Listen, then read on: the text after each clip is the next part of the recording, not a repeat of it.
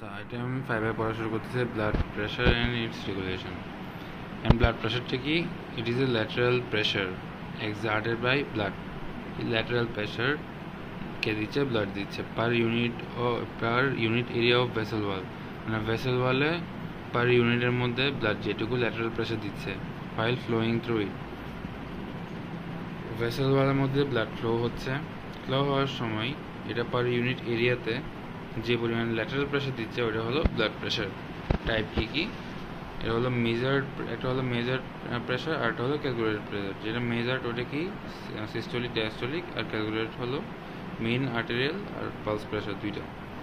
এখন সিস্টোলিকটা কি maximum pressure during systole of the heart, এটা হতো 100 থেকে 140। আর যদি এটা সাইডের নিচে নেমে যায় তাহলে হাইপোটেনশন, আর যদি 140-এর বেশি হয়ে যায় তাহলে হাইপার টেনশন। ডায়াস্টোলিকটা কি minimum pressure during diastole of the heart, এটা 60 থেকে 90। দেখো এটাতে ফার্স্টলি আছে ম্যাক্সিমাম প্রেশার ডিউরিং সিস্টোল। যেহেতু সিস্টোলিক প্রেশার তাহলে সিস্টোলের সময়, কিন্তু এটা maximum pressure. Diastolic pressure obviously ডায়াস্টোলের সময়, কিন্তু এটা হলো মিনিমাম প্রেশার। ঠিক আছে।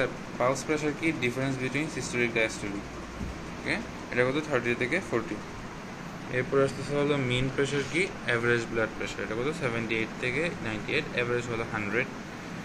দেন হলো এখানে সিগনিফিকেন্সগুলো কি, সিগনিফিকেন্স হলো আচ্ছা এখানে যে সিগনিফিকেন্স আছে এগুলো একটু রিডিং করলে 2-3 বার এগুলো হয়ে যাবে, মনে থাকলে হবে, ম্যামকে বলতে পারলেই হয়। জিজ্ঞেস করতে পারে, খুব একটা ইম্পর্টেন্ট না হলে এমনি জিজ্ঞেস করতে পারে। তারপর এইগুলো আচ্ছা এগুলো লাগবে না। এরপর আসতেছে কি আচ্ছা ফ্যাক্টরসগুলো লাগবে, ফ্যাক্টরসগুলো মুখস্থ করতে হবে। আচ্ছা ঠিক আছে। আচ্ছা এখানে ফ্যাক্টরগুলো কী কী এগুলো হলো cardiac output, total peripheral resistance, pumping action of the heart, blood volume. দেখো এই মোস্ট ইম্পর্টেন্ট চারটা, cardiac output, total peripheral resistance, আর হলো কি pumping action of the heart আর ব্লাড ভলিউম। এগুলো যদি বাড়ে তাহলে ব্লাড প্রেশার বাড়বে, এগুলো হলো প্রপোর্শনেট। আর কী কী আছে প্রপোর্শনেট? আচ্ছা আর কী কী ইম্পর্টেন্ট আছে? এজ, সেক্স, বডি বিল্ড যদি বডি মাস বেশি হয় তাহলে প্রেশার বেশি হবে, ব্লাড প্রেশার। এরপর এক্সারসাইজের সময় ব্লাড প্রেশার বাড়বে, স্লিপে ব্লাড প্রেশার কমবে, ইমোশনে বাড়বে, ডাইজেশনে বাড়বে, রেসপিরেশনের সময় ইন্সপিরেশন হলে ব্লাড প্রেশার কমবে, এগুলোই। দেন এরপরে আসতেছে হলো সূত্রটা আমরা আগেই শিখে আসছি, ফর্মুলাটা blood pressure equals to cardiac output into total peripheral resistance. আর এখানে হলো কি যদি ফ্লুইড ভলিউম বাড়ে তাহলে ব্লাড ভলিউম বাড়বে, আর ব্লাড ভলিউম বাড়লে ভেনাস সিস্টেম বাড়বে, ভেনাস সিস্টেম বাড়লে কার্ডিয়াক আউটপুট বাড়বে, আর কার্ডিয়াক আউটপুট বাড়লে বিপি বাড়বে। আচ্ছা এই ক্ষেত্রে আমরা দুইটা সিকোয়েন্স মনে রাখবো। একটা হলো যদি ভ্যাসো কনস্ট্রিকশন হয়, মানে ব্লাড ভ্যাসেল যদি কনস্ট্রিক্ট হয় তাহলে রেজিস্ট্যান্স অবভিয়াসলি বাড়বে। আর রেজিস্ট্যান্স যদি বাড়ে তাহলে যেহেতু এটা প্রপোর্শনেট রেজিস্ট্যান্সটা, তাহলে অবভিয়াসলি ব্লাড প্রেশার ও আর্টারিয়াল প্রেশার বাড়বে। আর এটা কি ব্লাড ভলিউম যদি বাড়ে তাহলে ভেনাস রিটার্ন বাড়বে, ভেনাস রিটার্ন যদি বাড়লে কার্ডিয়াক আউটপুট বাড়বে। এটা কার্ডিয়াক আউটপুটে পরে আসছি আমরা। কার্ডিয়াক আউটপুট যদি বাড়ে, যেহেতু এটা প্রপোর্শনেট, তাহলে ব্লাড প্রেশার ও আর্টারিয়াল প্রেশার বাড়বে। যেহেতু এই দুইটাই আছে তাহলে কার্ডিয়াক আউটপুট অথবা টোটাল পেরিফেরাল রেজিস্ট্যান্স এই দুইটা থেকে একটা যদি, এই দুইটা হলো কি প্রপোর্শনেট। ঠিক আছে। এখন এই দুইটার সাথে কে প্রপোর্শনেট, ওই যে একদম উপরে যেটা আসবে সেটা হলো কি ভ্যাসো কনস্ট্রিকশন, আর একটা হলো কি ব্লাড ভলিউম। আচ্ছা এখন আসতেছে হলো ভ্যাসোমোটর সেন্টার, এটা কি the main control of blood pressure is. আচ্ছা ঠিক আছে, যেই নিউরন গ্রুপগুলো ব্লাড প্রেশার কন্ট্রোল করে, ওকে, যে নিউরন গ্রুপগুলো ব্লাড প্রেশার কন্ট্রোল করে ওগুলো হলো ভ্যাসোমোটর সেন্টার। কী কী আছে ইম্পর্টেন্ট এরিয়া কী কী আছে? আচ্ছা লোকেশন হলো মেডুলা, সবসময় মেডুলা, ওকে মেডুলা আর হলো পন্স, এই দুইটার মধ্যে ভ্যাসোমোটর সেন্টার থাকবে। এখানে সার্টেন ইম্পর্টেন্ট এরিয়া কী কী আছে? একটা হলো ভ্যাসোকনস্ট্রিক্টর, একটা হলো ভ্যাসোডায়ালেটর, আর একটা হলো কার্ডিও ইনহিবিটরি এরিয়া। এখানে সেন্সরি লিখছে কিন্তু লেকচার আমার কার্ডিও ইনহিবিটরি পড়াইছিল। তাহলে একটা হলো ভ্যাসোকনস্ট্রিকশন, একটা ভ্যাসোডায়ালেটর, আর একটাই কার্ডিও ইনহিবিটরি এরিয়া। তার মধ্যে প্রমিনেন্ট কোনটা, প্রমিনেন্ট অথবা ডমিনেন্ট কোনটা? এটা হলো ভ্যাসোকনস্ট্রিক্টর এরিয়া। কেন? কারণ ওখানে সিম্প্যাথিক নার্ভ সিস্টেম কাজ করে, সিম্প্যাথিক নার্ভাস সিস্টেম। অথবা মনে করতে হবে যেটা ভ্যাসোকনস্ট্রিকশন শুরুতেই আসছে তাহলে ওটাই সবচেয়ে প্রমিনেন্ট অথবা ডমিনেন্ট। ঠিক আছে। এরপর আসতেছে হলো blood pressure regulation. Blood pressure regulation যদিও গাইডে দুই টাইপের আছে, একটা শর্ট টার্ম লং টার্ম, কিন্তু লেকচারে পড়াইছিল একটা শর্ট টার্ম, একটা ইন্টারমিডিয়েট টার্ম, একটা লং টার্ম। এখন শর্ট টার্ম কোনটা? শর্ট টার্ম হলো কি নার্ভাস রেগুলেশন, যেটা উইদিন সেকেন্ডস হবে। আর ইন্টারমিডিয়েট কোনটা? ইন্টারমিডিয়েট টার্ম হলো হরমোনাল অর কেমিক্যাল রেগুলেশন, এটা হবে কি উইদিন এ ফিউ মিনিটস। আর এটা হলো কি লং টার্ম রেগুলেশন, এটা কি দ্বারা হবে কিডনি দিয়ে হয়, আর এটা হবে কি যে এটা ফিউ মিনিটস, তাহলে এটা আরও বেশি কিছুক্ষণ হবে আর কি। আচ্ছা, এখন কি কি টাইপ আছে এটা দেখো। নার্ভাসের মধ্যে আছে baroreceptor, chemoreceptor, CME, ischemic response, তিনটা। একটা হলো ব্যারো রিসেপ্টর, একটা chemoreceptor, baroreceptor, chemoreceptor, feedback mechanism. আর একটা কি সিএনএস, ইসকেমিক রেসপন্স, ঠিক আছে। দেন আসতেছে হলো হরমোনাল কেমিক্যাল রেগুলেশন অথবা ইন্টারমিডিয়েট যেটা আছে, ইন্টারমিডিয়েট টার্ম, এটা কি রেনিন, দেখো রেনিন, অ্যানজিওটেনসিন, ভ্যাসোকনস্ট্রিক্টর মেকানিজম। আর এটি ক্যাপিলারি ফ্লুইড শিফট মেকানিজম। আর এটা হলো stress relaxation of the vasculature, তিনটা। একটা হলো renin angiotensin, vasoconstrictor mechanism, renin angiotensin, vasoconstrictor.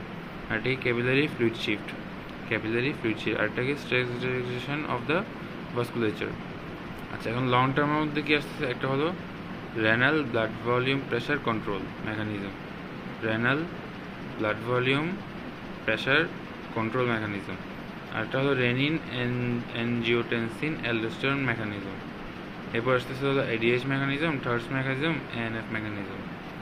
তার মধ্যে এখন দেখো এটা কি renin angiotensin vasoconstrictor mechanism, renin angiotensin vasoconstrictor, এটা কি রেনিন অ্যানজিওটেনসিন অ্যালডোস্টেরন, এটা হলো কি ভ্যাসোকনস্ট্রিক্টর, এটা হলো কি অ্যালডোস্টেরন মেকানিজম। ওকে, ডিফারেন্সটা বুঝো। ভ্যাসোকনস্ট্রিক্টর কোথায় আছে? ইন্টারমিডিয়েটে আছে। আর লং টার্মে কি আছে? অ্যালডোস্টেরন আছে, ঠিক আছে। এখন আসতেছে হলো আচ্ছা, এরপরে পরে ঢুকি। এখন দেখো প্রত্যেকটা থেকে তিনটা থেকে মানে তিনটা জায়গা আছে, তিনটা থেকে তিনটা জিনিস, একটা করে তিনটা জিনিস প্রেশার বাড়াবেও কমাবেও, আর বাকিগুলো খালি বাড়াবে। দেখো এখানে ব্যারো রিসেপ্টর, এটা প্রেশার বাড়াবেও প্রেশার কমাবেও। দেন এখানে হলো কি ক্যাপিলারি ফ্লুইড শিফট মেকানিজম, এটা হলো ব্লাড প্রেশার বাড়াবেও কমাবেও। আর এখানে আসতেছে হলো renal blood volume pressure control mechanism, এটাও বাড়াবেও কমাবেও। আর বাকি সবগুলো কি করবে? খালি বাড়াবে, কমাবে না। মানে লো থেকে হাইতে যাবে, লো প্রেশার থেকে হাই প্রেশার যাবে, কিন্তু হাই প্রেশার থেকে লো প্রেশার আসবে না, জাস্ট বাড়াতে থাকবে। ওকে, এখানে আমাদের ব্যারো রিসেপ্টরটাকে বাফার সিস্টেমে বলা হয়। কেন? এখানের মধ্যে আছে বাফার নার্ভ। বাফার নার্ভ কি? একটা হলো ভেগাস নার্ভ, একটা হলো গ্লোসোফেরেঞ্জিয়াল নার্ভ। আচ্ছা, এগুলো পরে ঢুকলে বোঝা যাবে। ওকে, তাহলে আমরা ঢুকি এখানে কি ব্যারো রিসেপ্টর, ফিডব্যাক মেকানিজম, এটা হলো দুইটাই দিবে, ঠিক আছে। এটা দেখি এটা কেন করতেছে। দেখো ব্যারো রিসেপ্টর কোথায় থাকে? দেখো ব্যারো রিসেপ্টর কোথায় থাকে? এটা হলো carotid sinus wall of the aortic arch. আর ক্যামো রিসেপ্টর কোথায় থাকে? Carotid and aortic bodies. Carotid বডিসে কয়টা? একটা। অ্যাওরটিক বডিসে দুইটা। তাহলে এটা এখানে লিখে রাখছি। ব্যারো রিসেপ্টর কোথায় থাকে? একটা সাইনাসে থাকে, একটা আর্চে থাকে। সাইনাসটা কি? Carotid sinus. আর্চটা কি? Aortic arch. ক্যামো রিসেপ্টরটা কোথায় থাকে? এটা হলো অ্যাওরটিক আর ক্যারোটিড বডি। খালি মনে রাখবা ক্যামো রিসেপ্টরটা বডিতে থাকে। তাহলে ব্যারো রিসেপ্টর একটা অ্যাওরটিক আর্চে যাবে, আর একটা ক্যারোটিড সাইনাসে চলে যাবে। আচ্ছা, ক্যারোটিড সাইনাসের মধ্যে, আচ্ছা বডির মধ্যে ছিল কি? ক্যামো রিসেপ্টর বডির মধ্যে, এই ক্যারোটিডের মধ্যে একটা, অ্যাওরটিকের মধ্যে দুইটা ক্যামো রিসেপ্টর। ওকে, এখন আমরা তাইলে ব্যারো রিসেপ্টর ফিডব্যাক মেকানিজমটা দেখতেছি। এটাতে কি হচ্ছে? যদি আর্টারিয়াল প্রেশার বাড়ে, যদি বাড়ে, এই যে এখানে ক্যারোটিড সাইনাস, তারপর ওয়াল অফ দ্য অ্যাওরটিক আর্চ, এদের মধ্যে যে ব্যারো রিসেপ্টর আছে, এগুলো কি? এগুলো হলো আর প্রেশার যে বাড়তেছে, এই বাড়তি প্রেশারটা ফিল করতে পারবে, মানে প্রেশার বাড়াটাকে ফিল করতে পারবে, তখন ওরা ব্যারো রিসেপ্টরকে অ্যাক্টিভেট করবে। এই যে ব্যারো রিসেপ্টর অ্যাক্টিভেট হলো, ব্যারো রিসেপ্টরে কি থাকবে? দুইটা নার্ভ কাজ করবে, একটা হলো ভেগাস নার্ভ, একটা হলো গ্লোসোফেরেঞ্জিয়াল নার্ভ। এটা মুখস্থ করতে হবে আসলে। Vagus nerve glossopharyngeal nerve. কোথায় এগুলো? ব্যারোরিসেপ্টরের মধ্যে থাকে এই নার্ভগুলো, দুইটা নার্ভ আর কি। এখন হচ্ছে ভেগাস নার্ভ কী করবে? ভেগাস নার্ভ করবে হলো ভেগাস থেকে যে প্যারাসিম্পেথেটিক আসে এটা তো আমরা জানি, ঠিক আছে? তো ভেগাসের থেকে প্যারাসিম্পেথেটিক আসবে কেমনে? ভেগাস কি করবে? কার্ডিও ইনহিবিটরি সেন্টারকে স্টিমুলেট করবে। এই যে আমরা এখানে পড়ছি কি ভ্যাসোমোটর সেন্টার। ভ্যাসোমোটর সেন্টার তিনটা পড়ছি, একটা vasoconstrictor area, vasodilator area, cardio inhibitory area. এই যে এখানে ভ্যাসোমোটরের মধ্যে গেল, তাহলে দুইভাবে আসতে পারে, একটা হলো ভেগাস নার্ভ দিয়ে আসতে পারে, একটা গ্লোসোফেরেঞ্জিয়াল নার্ভ দিয়ে আসতে পারে। দুটোটা দিয়ে আসবে কোথায়? ভ্যাসোমোটর সেন্টারের মধ্যে আসবে। এখন ভ্যাসোমোটর সেন্টার তিনটা আছে, তার মধ্যে ভেগাসের ক্ষেত্রে আসবে হলো কার্ডিও ইনহিবিটরি সেন্টার, আর গ্লোসোফেরেঞ্জিয়ালের ক্ষেত্রে আসবে হলো ভ্যাসোকনস্ট্রিক্টর সেন্টার। এখন কার্ডিও ইনহিবিটরি সেন্টার, আমি তো এখন ব্লাড প্রেশার বেশি আছে, তাহলে এখন কমাবো, তাহলে ইনহিবিট করব কার্ডিও ইনহিবিটরি সেন্টার। তাহলে এটাকে ইনহিবিট করতে হলে কী করবো? স্টিমুলেট করব। আর দিকে যে ভ্যাসোকনস্ট্রিক্টর সেন্টারটা আছে, আর ভ্যাসোকনস্ট্রিক্ট যদি কনস্ট্রিক্ট করে, আমরা তো পাইছিলাম যদি ভ্যাসোকনস্ট্রিকশন হয় তাহলে ব্লাড প্রেশার বেড়ে যাবে, ঠিক আছে? ভ্যাসোকনস্ট্রিকশন যদি হয় তাহলে রেজিস্ট্যান্স বাড়বে, পেরিফেরাল রেজিস্ট্যান্স বাড়বে, তাহলে কার্ডিয়াক আউটপুট বাড়বে, তাহলে ব্লাড প্রেশার বাড়বে। সো ভ্যাসোকনস্ট্রিক্টরটাকে ইনহিবিট করতে হবে। দেখো এখানে কার্ডিও ইনহিবিটর, যেহেতু ইনহিবিটরে আছে তাহলে ওইটাকে স্টিমুলেট করব, আর যেটা কনস্ট্রিক্টর আছে ওটাকে ইনহিবিট করব। এখন এরপরে কি আসতেছে? কার্ডিও ইনহিবিটরি সেন্টারকে স্টিমুলেট করার পর ওখান থেকে আসে, যেহেতু এটা ভেগাস নার্ভ, তাহলে প্যারাসিম্পেথেটিক ডিসচার্জ আসবে। কোথায় আসবে? এসএ নোড এভি নোডের মধ্যে প্যারাসিম্পেথেটিক ডিসচার্জ। আর প্যারাসিম্পেথেটিক যদি আসে তাহলে হার্ট রেট কমে যায়, আমরা জানি প্যারাসিম্পেথেটিক হার্ট রেট কমাই, মানে রিল্যাক্স করে হার্ট রেট কমায়। হার্ট রেট যদি কমায় তাহলে ফোর্স অফ কন্ট্রাকশন কমবে, ফোর্স অফ কন্ট্রাকশন কমলে কার্ডিয়াক আউটপুট কমবে, কার্ডিয়াক আউটপুট কমলে আর্টেরিয়াল প্রেশার কমবে, আর্টেরিয়াল প্রেশার আর ব্লাড প্রেশার কমবে। এটা পাইছিলাম কোথায়? আমরা কার্ডিয়াক আউটপুটে এই জিনিসটা পাইছিলাম, মানে হার্ট রেট কমলে প্যারাসিম্পেথেটিক থেকে পাইছিলাম। প্যারাসিম্পেথেটিক থেকে কী কী হয়? এভাবে করে ব্লাড প্রেশার কমে, ঠিক আছে? এখানে কোনো পয়েন্ট ভুলে গেলেও কোনো সমস্যা নেই। মেইন পয়েন্ট হলো প্যারাসিম্পেথেটিক কারণে হার্ট রেট কমতেছে, ওইটার কারণে ওই যে আর্টেরিয়াল প্রেশার কমতেছে, অথবা কার্ডিয়াক আউটপুট কমতেছে, ওখান থেকে আর্টেরিয়াল প্রেশার কমতেছে, এটাই। এরপর আসতেছে হলো ভ্যাসোকনস্ট্রিক্টর সেন্টার ইনহিবিট করছি। এখন যদি ভ্যাসোকনস্ট্রিক্টর ইনহিবিট করি তাহলে এখন কী হবে? ডায়ালেট হয়ে যাবে না? তাহলে ভ্যাসো ডায়ালেশন হবে, আর এটাকে হবে ভেনো ডায়ালেশন। ভ্যাসো ডায়ালেশন মানে ভ্যাসেলস ডায়ালেশন, ভেনো ডায়ালেশন মানে ভেইন ডায়ালেশন। এখন এগুলো যদি ডায়ালেট হয়ে যায় তাহলে আর কি রেজিস্ট্যান্স কমবে নাকি বাড়বে? অবশ্যই রেজিস্ট্যান্স কমে যাবে আমি যদি কনস্ট্রিক্ট করি তাহলে তো আমার রেজিস্ট্যান্স বাড়তেছিল, তখন কার্ডিয়াক আউটপুট বাড়তেছিল। কিন্তু এটা যখন আমি কনস্ট্রিক্টরটাকে ইনহিবিট করি, সেটা ডায়ালেট হয়ে গেছে, ডায়ালেশন যদি হয় তাহলে রেজিস্ট্যান্স কমে যাবে। আর রেজিস্ট্যান্স যদি কমে তাহলে অবভিয়াসলি ব্লাড প্রেশারটাও কমে যাবে। তাহলে এটা একটা কাজ করে ফেলছি, এটা হলো কি আমরা ব্লাড প্রেশার কমানোটা দেখে ফেলছি, মানে হাই থেকে লো কেমনে করবো ব্লাড প্রেশার এটা দেখে ফেলছি। এখন লো থেকে কেমনে হাই করব? লো থেকে হাই করব হলো নর্মালি লো ব্লাড প্রেশার যেটা 60 কম আমরা পড়ছিলাম, হাইপোটেনশন। লো ব্লাড প্রেশার হলো কি receptor is not normally stimulate. এই যে এখানে তো বেশি ছিল তাই স্টিমুলেট হয়েছে, এখানে তো কম, তাহলে এখানে স্টিমুলেট হওয়ার তো কোনো দরকার নাই, স্টিমুলেট হবে না। এখন স্টিমুলেট যদি না হয় তাহলে ইনহিবিটরি ইম্পোজ টু ভেনোকনস্ট্রিক্টর এরিয়া, মানে যে ভ্যাসোমোটর সেন্টার ছিল এই ভ্যাসোমোটর সেন্টারের মধ্যে কোনো ইম্পালস আসবে না। যদি রিসেপ্টর স্টিমুলেট না হয় তাহলে এখানে তো আর ভেনোমোটর সেন্টারের মধ্যে কিছু পাঠাবে না। এখানে না পাঠাইছিল ভেগাস নার্ভ দিয়ে গ্লোসোফেরেঞ্জিয়াল নার্ভ দিয়ে, এখানে কিছু পাঠাবে না।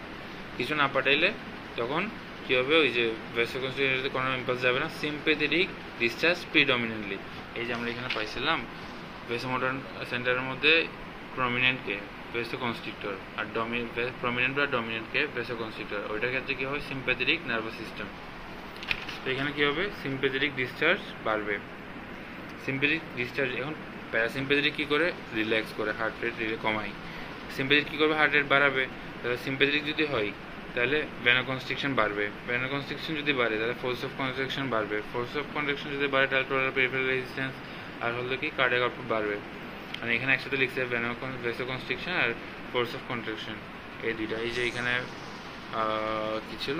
ফোর্স অফ কন্ট্রাকশন এইখানে ছিল আর ভ্যাসোকনস্ট্রিক্টর এখানে ছিল।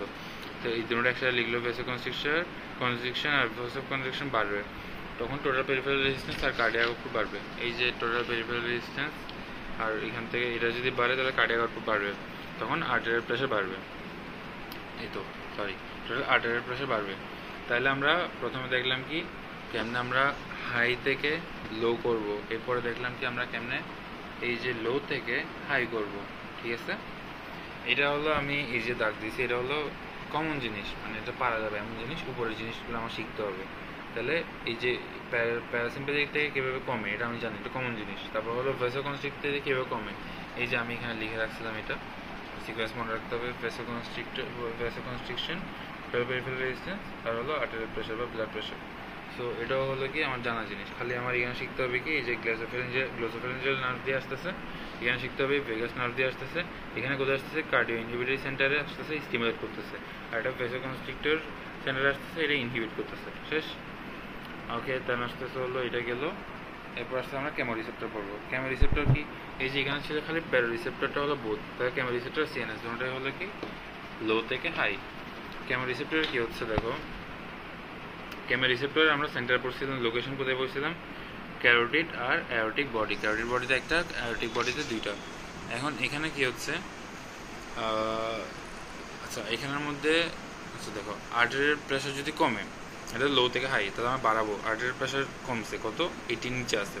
আর্টারিয়াল প্রেশার যদি কমে যায় তাহলে ব্লাড ফ্লো কমে যাবে না, অবভিয়াসলি ব্লাড ফ্লো কমবে। তখন কী হবে, অক্সিজেন কমে যাবে। ব্লাড ফ্লো যদি কমে যায় তাহলে অক্সিজেন কমে যাবে, অক্সিজেন কমলে কার্বন ডাইঅক্সাইড বাড়বে, কার্বন ডাইঅক্সাইড অক্সিজেন কমে গেছে, কার্বন ডাইঅক্সাইড বাড়লো, আর একটা কী বাড়বে, হাইড্রোজেন কনসেন্ট্রেট, মানে হাইড্রোজেন বাড়বে। এই তিনটা হলো কেমো রিসেপ্টরের মধ্যে থাকে। কেমো রিসেপ্টরে কী কী থাকে, তিনটা জিনিস থাকে, একটা হলো অক্সিজেন থাকে, কার্বন ডাইঅক্সাইড থাকে, আর হলো কি হাইড্রোজেন থাকে, হাইড্রোজেন আয়ন থাকে। অক্সিজেন কমে যাবে, কার্বন ডাইঅক্সাইড বেড়ে যাবে, হাইড্রোজেন আয়ন বেড়ে যাবে। তাহলে এইগুলো যদি হয়, দেখো আর্টারিয়াল প্রেশার যদি কমে তাহলে ব্লাড ফ্লো কমবে, ব্লাড ফ্লো কমলে এইগুলো হবে। এখন এগুলো যদি হয় তাহলে কেমো রিসেপ্টরটা অ্যাক্টিভেট হয়ে যাবে।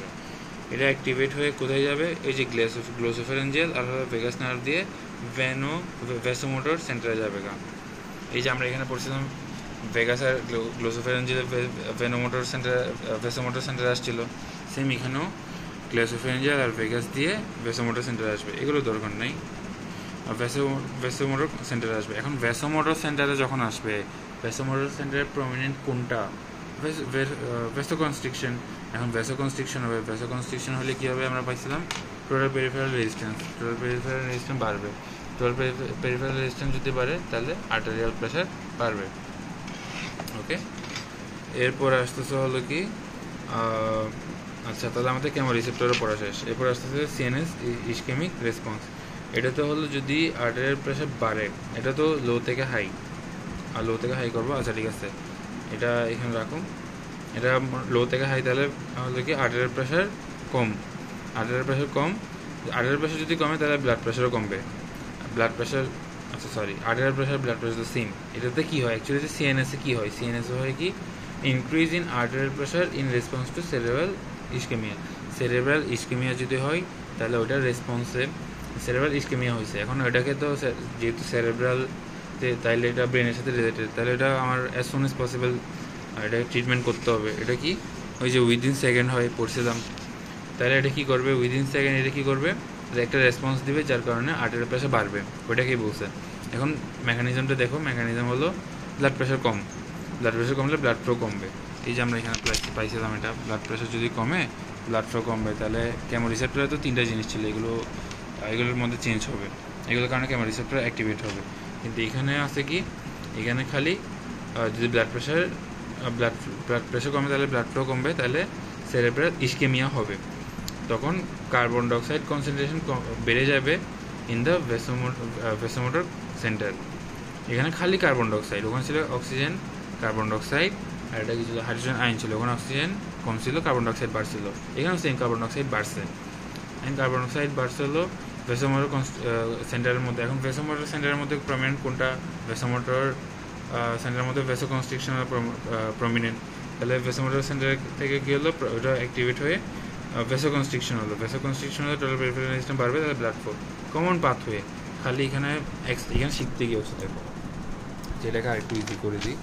এখানে শিখতে হচ্ছে কি, এখানে শিখতে হচ্ছে এই যে ভেগাস নার্ভের এটা আর এটা, এই দুইটা, এখানে এটা এগুলো কমন জিনিস, এগুলো পারা যাবে এমন জিনিস, ঠিক আছে।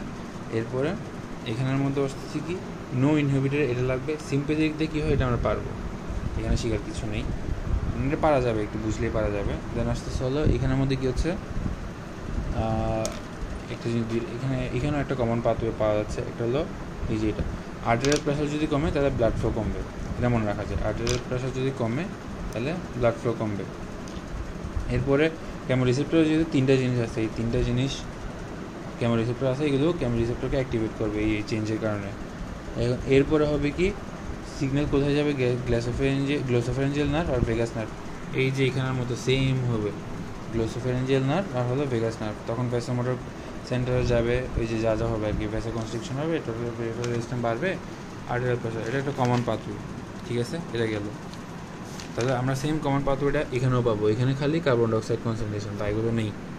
ওকে, এই যে এখানে উপরে পাথওয়েটাও সেম, এখানেও সেম, খালি এখানে চেঞ্জ কি আসছে, একটা হলো সেরেব্রাল ইসকেমিয়া হবে, কার্বন ডাইঅক্সাইড কনসেন্ট্রেশনের কথা বলছে। এখানে কি তিনোটার কনসেন্ট্রেশনের কথা বলছে, কেমোরিসেপ্টরের কথা হবে। এখানে তিনোটার কনসেন্ট্রেশন, তিনোটার কথা বলছে, আর হলো এই কেমোরিসেপ্টরের কথা বলছে, শেষ, আর কোনো ডিফারেন্স নেই। ও এখানের মধ্যে হলো কি গ্লোসোফেরেঞ্জিয়াল আর ভেগাস নার্ভের কথাও আসছে, কিন্তু এখানের মধ্যে গ্লোসোফেরেঞ্জিয়াল বা ভেগাস নার্ভের কিছু আসবে না। ওকে, ঠিক আছে, তাহলে এটা গেল আমাদের। এগুলো কোনগুলো গেল, শর্ট টার্মগুলো শেষ। এখন আমরা যা বলবো ইন্টারমিডিয়েটের মধ্যে। ইন্টারমিডিয়েটে কী আছে, একটা পাইছিলাম রেনিন অ্যাঞ্জিওটেনসিন ভ্যাসোকনস্ট্রিক্টর মেকানিজম। এই ক্ষেত্রে কী হচ্ছে দেখো, রেনিন অ্যাঞ্জিওটেনসিন ভ্যাসোকনস্ট্রিক্টর, তাহলে রেনিনও থাকবে, অ্যাঞ্জিওটেনসিনও থাকবে, ভ্যাসোকনস্ট্রিকশনও হবে। এটাও কি লো থেকে হাই। এইখানের ক্ষেত্রে বোধ কোনটাতে হবে, ক্যাপিলারি ফ্লুইড শিফট মেকানিজমের ক্ষেত্রে হবে। দেখো ব্লাড ফ্লো, এটাতে কি হচ্ছে, আর্টারিয়াল প্রেশার কমতেছে, তাহলে ব্লাড ফ্লো কমবে। এই যে সেম, এটা তো কমন, আমরা তো এটা কমন মেকানিজম হিসেবে শিখতেছি এখন, কমন এই দুইটা যে কমন, এই যে এখানের মধ্যে এগুলো কমন, এই পাথওয়েটা কমন, তারপর এই পাথওয়েটা হলো কমন, এই যে এভাবে করে শিখতেছি আমরা। তাহলে প্রেশার কমলে ব্লাড ফ্লো কমবে, এটা একটা কমন পাথওয়ে। এরপরে কি হচ্ছে, ব্লাড ফ্লো যদি কমে তাহলে ব্লাড ফ্লো কোথায় কমতেছে, এগুলো রেনিন বা এগুলো পড়তেছে, এগুলো কোথায়, এগুলো পাচ্ছে হলো কিডনিতে। ব্লাড ফ্লো কমবে হলো juxtaglomerular apparatus of the kidney, কোথায়, কিডনিতে, জাক্সটা গ্লোমেরুলার অ্যাপারেটাস, এটার মধ্যে ব্লাড ফ্লো কমে যাবে কিডনির মধ্যে। ঠিক আছে, এখন যদি এটা হয় তাহলে renin secretion from the juxtaglomerular cell, এই কিডনির যে জাক্সটা গ্লোমেরুলার অ্যাপারেটাস আছে, এটার মধ্যে ব্লাড ফ্লো কমতেছে, তাহলে এই জায়গাতে কি সিক্রেট হয়, রেনিন সিক্রেট হয়। যদি ব্লাড ফ্লো কমে তাহলে রেনিন সিক্রেশন বেড়ে যাবে গা, এটা তো মুখস্থ করার জিনিস। যদি ব্লাড ফ্লো কমে যায় রেনিন সিক্রেশন বাড়বে, রেনিন সিক্রেশন বাড়লে অ্যাঞ্জিওটেনসিন আসতেছে কোথেকে, লিভার থেকে আসা হলো অ্যাঞ্জিওটেনসিন, যেটা একটা গ্লাইকোপ্রোটিন। অ্যাঞ্জিওটেনসিন আসতেছে লিভার থেকে, এটা এই রেনিনের এফেক্টে, রেনিন সিক্রেশন যখন হবে রেনিনের এফেক্টে এটা কী হয়ে যাবে, অ্যাঞ্জিওটেনসিন 1 হয়ে যাবে গা। এটা কোথেকে আসছিলো, লিভার থেকে আসছিলো, অ্যাঞ্জিওটেনসিন 1 হবে। রেনিনটা কোথেকে আসছিলো, কিডনি থেকে আসছিলো। তারপর হলো কি এই অ্যাঞ্জিওটেনসিন 1টা অ্যাঞ্জিওটেনসিন 2 হবে কেমনে, angiotensin converting enzyme in lung, এটা কি লিভার থেকে আসছিল, এটা আসতেছে হলো লাং থেকে, লাং থেকে আসতে একটা এনজাইম আসতে, যেটা হলো অ্যাঞ্জিওটেনসিন কনভার্টিং এনজাইম, এটা অ্যাঞ্জিওটেনসিন 1কে অ্যাঞ্জিওটেনসিন 2 করবে। অ্যাঞ্জিওটেনসিন 2 হওয়ার পর এটা হবে কি ভ্যাসোকনস্ট্রিকশন, যেটা ডিরেক্ট এফেক্ট। আর ভ্যাসোকনস্ট্রিকশন হলে কী হবে আমরা জানি, টোটাল পেরিফেরাল রেজিস্ট্যান্স বাড়বে, তখন ব্লাড প্রেশার বাড়বে, শেষ। তাহলে আমাদের লো থেকে হাই, এটা রেনিন অ্যাঞ্জিওটেনসিন ভ্যাসোকনস্ট্রিক্টর মেকানিজম শেষ। এটা এখানে এটার নামের মধ্যে আছে, দেখো রেনিন, এই যে রেনিন, অ্যাঞ্জিওটেনসিন, এই যে অ্যাঞ্জিওটেনসিন, ভ্যাসোকনস্ট্রিক্টর, এই যে ভ্যাসোকনস্ট্রিকশন, শেষ। এরপর আসতেছে ক্যাপিলারি শিফট মেকানিজম। এখানে কি ব্লাড প্রেশার যদি কমে ক্যাপিলারিতে, দেখো ব্লাড প্রেশার যদি কমে তাহলে ক্যাপিলারি প্রেশার কমবে, ঠিক আছে, ব্লাড প্রেশার কমলে ক্যাপিলারি প্রেশার কমবে। তখন ক্যাপিলারিতে যদি প্রেশার কমে যায়, ফ্লুইড অ্যাবজর্পশন হবে না ভেনাস এন্ড দিয়ে, এটা বেড়ে যাবে না, কারণ ক্যাপিলারি প্রেশার, ওই যে আমরা এটা পড়ছিলাম হলো মাইক্রো সার্কুলেশনের মধ্যে পড়ছিলাম, ওইখানে কি ক্যাপিলারি প্রেশার যদি কমে তাহলে ফ্লুইড অ্যাবজর্পশন বেড়ে যাবে। কোন এন্ড দিয়ে ফ্লুইড অ্যাবজর্ব হয়, ভেনাস এন্ড দিয়ে, বেড়ে যাবে। বেড়ে গিয়ে যদি দেখো ফ্লুইড অ্যাবজর্পশন যদি বাড়ে তাহলে ব্লাড ভলিউম বেড়ে যাবে না, আর ব্লাড ভলিউম যদি বাড়ে তাহলে ব্লাড প্রেশার অবভিয়াসলি বাড়বে। তাহলে এটা কী পাইলাম আমরা, লো থেকে হাই পাইলাম। এখন আসবে হাই থেকে লো, মানে ব্লাড প্রেশার বেশি থেকে কমাবো কেমনে, এই যে ব্লাড প্রেশার বেশি আছে তাহলে ক্যাপিলারি প্রেশার বেশি আছে, এখন কী হয়ে যাবে, ফ্লুইড লস হয়ে যাবে। এদিকে ছিল কি ফ্লুইড অ্যাবজর্পশন ছিল, কারণ ক্যাপিলারি প্রেশার কম ছিল, বেশি বাইরের বেশি প্রেশার থেকে ক্যাপিলারির ভিতরে ঢুকতেছিল, ক্যাপিলারি প্রেশার ওই ইকুয়াল করার জন্য, তাহলে এটা কি অ্যাবজর্পশন হচ্ছিল। এখানে তো ক্যাপিলারির ভিতরে প্রেশার বেশি, বাইরের প্রেশার কম, তাহলে ফ্লুইডগুলো বাইরে যাবে গা, বেশি প্রেশার থেকে কম প্রেশারের দিকে যাবে গা, আর্টারিয়াল এন্ডের মধ্যে ফ্লুইড লস হবে। আর ফ্লুইড লসের কারণে ওই যে ফ্লুইড যেহেতু বেড়ে গেছে, ব্লাড ভলিউম কমে গেছে, ব্লাড ভলিউম করলে ব্লাড প্রেশারটাও কমে গেছে গা। এটাও কমন মেকানিজম, এটাও কমন পাথু, এটাও কমন পাথু, ঠিক আছে। এখন আমরা তাহলে ক্যাপিলারি ফ্লুইড শিফট মেকানিজম বুঝছি, এটাতে দুইটাই হবে, একটা হলো কম থেকে বাড়বে, একটা হলো বাড়া থেকে কমবে, শেষ। এখন আরেকটা আছে হলো স্ট্রেস রিল্যাক্সেশন ভাস্কুলেচার, এটা আমি এখনো পড়ি নাই, এটা পরে দেন আমি বলবো তোমাকে। আচ্ছা, এরপরে আমরা তাহলে কি বললাম, এখানে দুইটা গেলো, একটা হলো শর্ট টার্ম গেলো, একটা হলো ইন্টারমিডিয়েট টার্ম গেলো। এখন আমাদের কী বাকি আছে, লং টার্ম বাকি আছে। লং টার্মে যাই, লং টার্মেরটা অনেক ইজি, দেখো লং টার্মেরটা। লং টার্মে কী কী পাইছি আমরা, একটা ছিল হলো renal blood volume pressure control mechanism, যেটা কি বোথ, আর এটা কি রেনিন এনজিওটেনসিন অ্যালডোস্টেরন মেকানিজম। এই যে দেখো renal blood volume pressure control mechanism, renal কিডনির মতো হচ্ছে, ব্লাড ভলিউম রিলেটেড, তাইলে আর এটা কি প্রেশার কন্ট্রোল, তাহলে প্রেশার রিলেটেড কিছু। দেখো তাহলে আর্টারিয়াল প্রেশার যদি, এটা হলো আমরা এখন বাড়ানো থেকে কমাচ্ছি, হাই থেকে লো করতেছি। আর্টারিয়াল প্রেশার যদি বেশি থাকে তাহলে গ্লোমেরুলার ফিল্ট্রেশন রেট এটাও বাড়বে। আর্টারিয়াতে প্রেশার বেশি তাহলে অ্যাবজর্পশন বেশি হবে দেখছিলাম না আমরা, তাহলে এই গ্লোমেরুলার ফিল্ট্রেশন রেটটাও বাড়বে। এখন এটা যদি বাড়ে তাহলে ওয়াটার অ্যাবজর্পশন বেড়ে যাবে না, ওয়াটার অ্যাবজর্পশন বাড়বে, ওয়াটারের সাথে আর কি গ্লোমেরুলার ফিল্ট্রেশন রেট এটা বাড়বে। আর যদি বাড়ে তাহলে ওয়াটার আর সোডিয়াম এক্সক্রিট বাড়বে, মানে পানি আর সোডিয়াম বলতে পানি আর সল্টের মধ্যে ম্যাম জিজ্ঞেস হবে কোন সল্ট, হলো সোডিয়াম, এগুলো এক্সক্রিট হবে বেশি যদি ব্লাড প্রেশার বেশি থাকে। আমরা জানি কম থাকলে তখন, এই যে আমরা প্রথমে পড়ছিলাম এখানে কম ছিল তখন অ্যাবজর্ব হয়েছে, যদি বেশি থাকে তখন তো লস হয়ে যাবে। এই যে সেম এখানে ব্লাড প্রেশার বেশি ছিল, ব্লাড প্রেশার বেশি থাকার কারণে গ্লোমেরুলার ফিল্ট্রেশন রেট এটা হলো কি বেশি, তাহলে এখন কি পানি বেরিয়ে যাবে গা, ফ্লুইড লসের সাথে আর কি সোডিয়ামে বেরিয়ে যাচ্ছে গা, এক্সক্রিট হয়ে যাচ্ছে। এখন সোডিয়াম যখন বেরিয়ে যাচ্ছে আমার ইসিএফ ভলিউম কমে যাবে না, মানে আমার পানি বেরিয়ে গেছে, ফ্লুইড লস হয়েছে, সোডিয়ামও কমে গেছে। আচ্ছা, মেনলি ফ্লুইড লস যেহেতু হয়েছে তাহলে ইসিএফ ভলিউম এই ইসিএফ ভলিউমটা কমে যাবে না ফ্লুইড লসের কারণে, ইসিএফ পানি কমে গেছে আর কি। আর যদি ইসিএফ ভলিউম কমে তাহলে ব্লাড ভলিউম কমবে, ব্লাড ভলিউম যদি কমে তাহলে এইটা লিখছে দরকার নেই, এগুলো ব্লাড ভলিউম কমলে আর্টারিয়াল প্রেশার কমবে। এই যে এখানের মধ্যে আমরা একটা মেকানিজম লিখে রাখছিলাম, ব্লাড ভলিউম সাথে রিলেটেড ভেনাস রিডিয়াম কার্ডিয়াক আউটপুট, এখান থেকে হলো ব্লাড প্রেশার, ব্লাড ভলিউম কমলে ভেনাস রিডিয়াম কমলে কার্ডিয়াক আউটপুট কমলে ব্লাড প্রেশার কমবে। এগুলো মনে থাকলে বলবো, মনে না থাকলে ডিরেক্ট এইখান থেকে বলে দিলে হয়ে যাবে। আর ব্লাড প্রেশার যদি কম থেকে বেশি করে, এখন লো থেকে হাই করবো কিংবা ব্লাড প্রেশার যদি কম থাকে তাহলে গ্লোমেরুলার ফিল্ট্রেশন রেট এটা কমে যাবে। এটা যদি কমে যায় তাহলে হবে কি, এই যে ওয়াটার আর সোডিয়াম এটা এক্সক্রিট হয়েছিল, এবার ওয়াটার আর সোডিয়াম ঢুকবে, তাহলে ব্লাড ভলিউম বাড়বে, ব্লাড ভলিউম বাড়লে ব্লাড প্রেশার বাড়বে। তাহলে এইখানে এত বড় মেকানিজমটা না লিখে জাস্ট লিখতে পারে ব্লাড প্রেশার কমলে এই ফিল্ট্রেশন রেটটা, ব্লাড প্রেশার বাড়লে ফিল্ট্রেশন রেটটা বাড়বে, তখন ব্লাড ভলিউম কমবে, তখন ব্লাড প্রেশার কমে যাবে।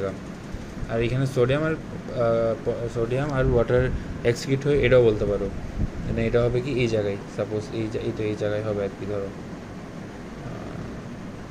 আচ্ছা, এটা আমি লিখে রাখবো। তারপর হলো কি, ওই যে ব্লাড প্রেশার কমলে তখন এটা হচ্ছে, এটা শেষ মেকানিজম। এটা কোনটা, renal blood volume pressure control. আর এটা কি আছে, রেনিন এনজিওটেনসিন অ্যালডোস্টেরন মেকানিজম। এর আগে আমরা ইন্টারমিডিয়েট কী পাইছিলাম, রেনিন এনজিওটেনসিন ভ্যাসোকনস্ট্রিক্টর মেকানিজম, ওখানে ছিল ভ্যাসোকনস্ট্রিক্টর, এখানে কি অ্যালডোস্টেরন। দেখো সেম মেকানিজমটা আমরা শুরু করতেছি, এখানে যা ছিল এখানে একটা মনে আছে, আর্টারিয়াল প্রেশার কমলে ব্লাড ফ্লো কমতেছে, তাহলে রেনিন বাড়তেছে, রেনিন হলে এনজিওটেনসিন ওখান থেকে এনজিওটেনসিন 1 হচ্ছে, এখন থেকে এনজিওটেনসিন 2 হচ্ছে, ওখানে থেকে ভ্যাসোকনস্ট্রিকশন হচ্ছে, তারপর ওখান থেকে টিআরপি বাড়তেছে, ব্লাড প্রেশার বাড়তেছে, শেষ। এখানেও সেম জিনিসটা হচ্ছে, দেখো আর্টারিয়াল প্রেশার কমতেছে, আর্টারিয়াল প্রেশার যদি কমে তাহলে ব্লাড ফ্লো কমতেছে, ব্লাড ফ্লো কমলে রেনিন বাড়তেছে, তাহলে এনজিওটেনসিন ওজন থেকে এনজিওটেনসিন হচ্ছে, এনজিওটেনসিন 1 থেকে এনজিওটেনসিন 2 হচ্ছে, কেন লাং থেকে আসছে এসি আসতেছে আর কি, এনজিওটেনসিন কনভার্টিং এনজাইম।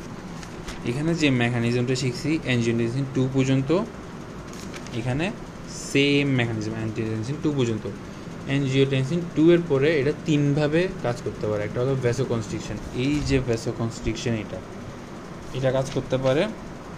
আর একটা হলো অ্যাক্টস ডিরেক্টলি অন কিডনি, এটা করতে পারে। আর একটা হলো কি aldosterone secretion from adrenal cortex, এই যে এখান থেকে শুরু করে এইখানে পর্যন্ত আসার পরে এইদিকে যদি ভ্যাসোকনস্ট্রিকশনের মেকানিজমটা হয়, তাহলে এটা কোন মেকানিজম? এটা হলো কি রেনিন অ্যানজিওটেনসিন ভ্যাসোকনস্ট্রিকশন মেকানিজম পড়ছিলাম, ওই সেম মেকানিজম দিয়ে আমি ব্লাড প্রেশার বাড়াবো। আর এটা যদি অ্যাক্টস ডিরেক্টলি কিডনি হয়, তাহলে আমরা কোনটা, এই যে একটু আগেই পড়ছি renal blood volume pressure control, এইটা দিয়ে সেম এনে আমি ব্লাড প্রেশার বাড়াবো। এখন এখানে খালি এই একটা জিনিসটা এক্সট্রা, এটা কি অ্যানজিওটেনসিন 2 আরেকটা কোনভাবে বাড়াতে পারে, এটা হলো অ্যালডোস্টেরন সিক্রেশন বাড়ায়। অ্যালডোস্টেরন সিক্রেশন বাড়াবে অ্যাড্রিনাল কর্টেক্স থেকে। অ্যালডোস্টেরন সিক্রেশন হয় কোত্থেকে? অ্যাড্রিনাল কর্টেক্স থেকে। অ্যাড্রিনাল কর্টেক্স কোথায় থাকে? কিডনিতে থাকে। যদি এটা বাড়ে তাহলে কি ওই যে আমরা এখানের মধ্যে পড়ছিলাম না, ওয়াটার সল্ট এক্সট্রিট হবে। আর এখানে বাড়ানোর জন্য কি করছিলাম, ওয়াটার সল্ট আবার কি এক্সট্রিট হয়েছিল, এটা আবার ঢুকাইছে, অ্যাবজর্ব করছে, রিঅ্যাবজর্ব করছিলাম। এখানেও সেম, ওয়াটার সল্ট রিঅ্যাবজর্পশন হবে, water and salt reabsorption by the kidney tubules, মানে ওয়াটার অ্যান্ড সল্ট রিঅ্যাবজর্পশন হচ্ছে। তখন কী হচ্ছে, ব্লাড ভলিউম বাড়তেছে, কার্ডিয়াক আউটপুট বাড়তেছে, ব্লাড প্রেশার বাড়তেছে। একদম সেম জিনিস এখানেও কী হচ্ছে, ওয়াটার অ্যান্ড সল্ট রিটেনশন হচ্ছে। দেখো এই মেকানিজমটা আমরা এই যে এখানে পড়ছিলাম, এই মেকানিজমটাই সেম, ঠিক আছে। আর এই মেকানিজমটা দুটোটাই সেম।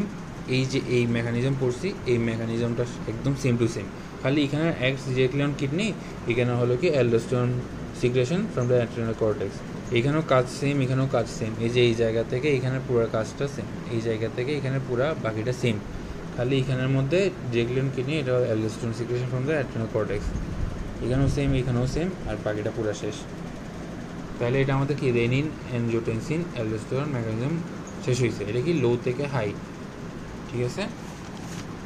এই এতটুকুই, এখানে পরে আর কি আছে, এরপরে পড়াগুলো আসলে কোথাও আসে নাই, তাও আমি এগুলো পড়লে দেন পড়াই দিব। আচ্ছা, হাইপার টেনশন আছে, ওকে যাচ্ছি। আচ্ছা ঠিক আছে, তাহলে এখন মেইন জিনিসটা বলি। এখান থেকে ব্লাড প্রেশার রেগুলেশন, তার হলো short term, intermediate term, long term. Short টার্মে 3টা, ইন্টারমিডিয়েট টার্মে 3টা, লং টার্মের মধ্যে 5টা আছে। তার মধ্যে প্রথম 2টা মনে রাখতে হবে। তাহলে এখানে 3টার নাম, এখানে 3টার নাম, এখানে 2টা, তাহলে টোটাল কটা, 6, 8। 8টার মেকানিজম মনে রাখতে হবে। 8টার মেকানিজম খুবই ইজি, কারণ প্রত্যেকটার মধ্যে কমন পাথওয়ে আছে, খালি একটা দুটো জিনিস চেঞ্জ আছে। এই যে এখানে এই 2টা জিনিস চেঞ্জ পাইলাম, এই 2টা লাইন, এখানে চেঞ্জ কি, এই 2টা লাইন, এখানে চেঞ্জ কি, এখানে এই 2টা লাইন চেঞ্জ, এখানে চেঞ্জ কি, এই যে এইটা, তারপর হলো এটা আর এটা, এই যে এখানেও 3টা লাইন চেঞ্জ খালি। তারপর আসতেছি কি, এখানের মধ্যে ফ্লুইড অ্যাবজর্পশন, এখানের মধ্যে ফ্লুইড লস, এখানে একটা লাইন চেঞ্জ খালি। তারপর এখানের মধ্যে কী আসতেছে, এটা তো পুরোটাই আগেরটাই সেম জিনিস, খালি এক্স ডিরেক্টনাল কিডনি আর এটা, এই 2টা লাইন, এই 2টা সেন্টেন্স খালি এক্সট্রা আসতেছে। বাকি পুরোর মেকানিজমটা আমরা আগের মেকানিজম যেগুলো পড়ছি ওইখান থেকেই তো আসছে। তাহলে শেষ, এই ছাড়া আর কি আছে। আচ্ছা, এটা পুরোটা গেল। এখন আসছে ব্যার রিসেপ্টরকে বাফার কেন বলে, ব্যার রিসেপ্টর ফিডব্যাক মেকানিজমকে আরেকটা কী নাম বলে, বাফার সিস্টেম বলে। বাফারটা কী করে, বাফারটা হলো ওই অ্যাসিড বেস ব্যালেন্স করে। ব্যার রিসেপ্টর যেহেতু বোধ করে, দুইটাই করে, এই জন্য মানে বাড়ায়ও কমায়ও দুইটাই করে, এই জন্য এটাই কী বলে, বাফার সিস্টেম বলে। বাফার সিস্টেমে কী আছে, বাফার নার্ভ আছে কোনটা, একটা হলো ভেগাস, একটা হলো গ্লোসোফ্যারিঞ্জিয়াল। এই যে আমরা এখানে এতক্ষণ যা পড়ছি আর কি, এখানে মনে রাখতে হবে ভুল কোথায় হইতে পারে। একটা হলো ব্যার রিসেপ্টরের ক্ষেত্রে অ্যাওরটিক আর্চ আর হলো ক্যারোটিড সাইনাস, আর এখানে হলো ক্যারোটিড আর অ্যাওরটিক বডি। এই যে এখানে বডি, এখানে বলে বডি বলে ফেলতে পারি, বা এখানে আর্চ আর সাইনাস বলে ফেলতে পারি, এই জিনিসটা মাথায় রাখতে হবে। মানে ক্যামোর ক্ষেত্রে হলো বডি, এই যে কেমোথেরাপি দেয় না, এই যে মনে রাখো, কেমোথেরাপি দেয় না বডিতে, এই যে কেমোথেরাপি কোথায় দেয়, বডিতে দেয়, কেমোটা কোথায়, বডিতে। আর যে ব্যারো রিসেপ্টর, ওটা কি আর্চ সাইনাস, শেষ। আর এদিকে কী আছে, এই যে এটা হলো বোথ, এদিকে হলো ক্যাপিলারি ফ্লুইডশিপ মেকানিজমটা বোথ, আর এদিকে হলো renal blood volume pressure control mechanism, এটা হলো বোথ। বাকি সবগুলো হলো সিঙ্গেল, কোনটা, লো থেকে হাই।